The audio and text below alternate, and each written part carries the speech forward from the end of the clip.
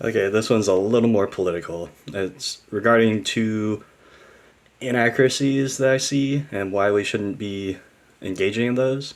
So, one is with regards to prediction markets, and the inaccuracy that I see is people saying, this is insider trading is illegal, we should put a stop to this.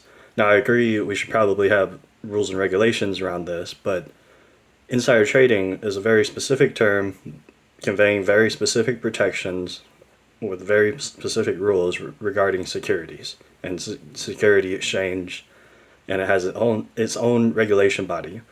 I don't believe their charter applies to this prediction markets or whatever you call it, which is a derivative and not securities. There are no securities involved here.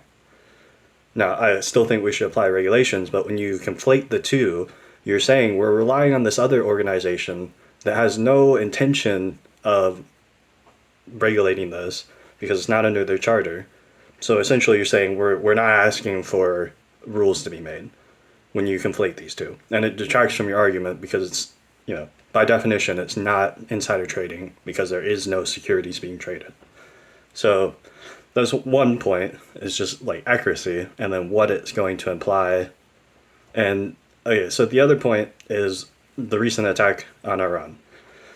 There's a lot of people saying it's illegal, and calling for action. Now, don't get me wrong here. I don't think that we should be doing this, but the current laws, the way that they're written, with ambiguous powers conveyed, it is up in the air if it's legal or not.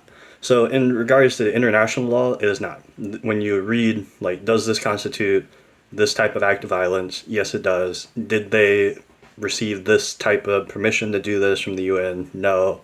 Was there this type of imminent threat? No. So internationally, I don't think you can take a defensible position saying we didn't violate international law. But if you only respect the U.S. sovereignty in cases of contradiction, domestically, this was not a sustained operation, which is what an act of war is. There's no sustained occupation. It is just a one off operation with respect to what the law says. From here on, it may indeed trigger a war, and that's why I think this type of thing should not be allowed.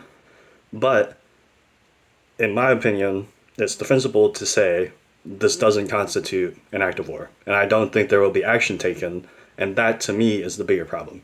We shouldn't say this is obviously illegal just because it's not right doesn't mean it is illegal. We need to push for it to be.